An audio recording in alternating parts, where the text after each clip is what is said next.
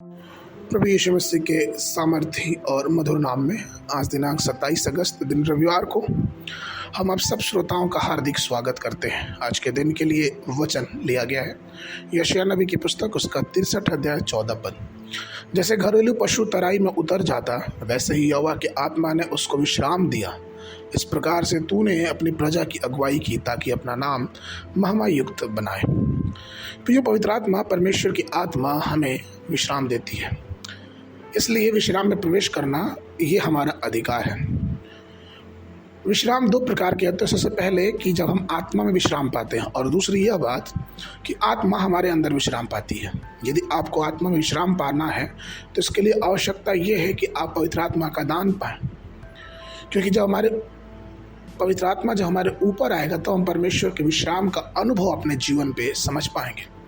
हम उस सच्चाई तक जा पाएंगे जिस सच्चाई को जानने के लिए हमें परमेश्वर के करीब होने की बहुत आवश्यकता है। रोमियो की पत्री 8 अध्याय के 26 पद में वचन कहता है, इसी रीति से आत्मा भी हमारी दुर्बलता में सहायता करता है, क्योंकि हम नहीं जानते कि प्रार्थना किस रीति से करना चाहिए, परंतु आत्मा हमें आप ही आहे भरकर जो बयां से बाहर है हमारे लिए विनती करता है। प्रियो पवित्र आत्मा हमें विश्राम तब देता है जब हम परमेश्वर की आत्मा को समझ सकते हैं। यशायाह नबी की पुस्तक उसके 11 अध्याय के 2 पद में वचन ये कहता है, और यहोवा की आत्मा बुद्धि और समझ की आत्मा, युक्ति और पराक्रम की आत्मा और ज्ञान और यहोवा के भय की आत्मा उस पर ठहरी। मतलब कि ये परमेश्वर की आत्मा है जो हमारे जीवन में जब आती है तो हम परमेश्वर की बुद्धि, उसकी समझ, उसके पराक्रम की बातों को अपने जीवन में समझ पाते हैं। इससे संबंधित जब हम ये पाते हैं उत्पत्ति की पुस्तक उसके 8 के 9 में कि जब नूह ने उस कबूतरी को छोड़ा तो जब उसे धरती पे पैर रखने की जगह नहीं मिली तो वो वापस लौट के चली आई, क्योंकि पूरी पृथ्वी पर जल था।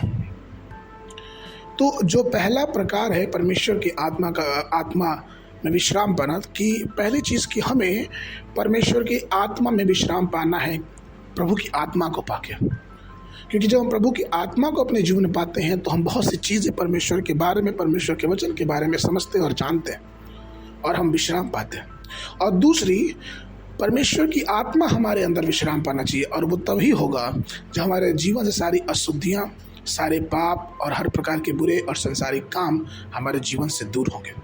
प्रियो, अगर ऐसा होता है तो परमेश्वर की आत्मा हमारे जीवन में विश्राम पाती है और हम परमेश्वर के भय में, परमेश्वर की स्तुति और परमेश्वर की महिमा में और भी आगे बढ़ते जाते हैं। आज के मनन के लिए पद लिया गया यूहन्ना की पुस्तक उसका 14 अध्याय 17 पद। अर्थात सत्य की आत्मा जिसे संसार ग्रहण नहीं कर सकता, क्योंकि वह ना उसे देखता और ना उसे जानता है। तुम उसे जानते हो क्योंकि वह तुम्हारे साथ रहता और वह तुम में होगा। बाइबल अध्ययन के लिए सुबह के समय भजन संगीता 120, 121, 122, संध्या के समय 1 कुरिन्थियों की पत्री उसका 9 अध्याय। परमेश्वर आप सबको आशीष देवे।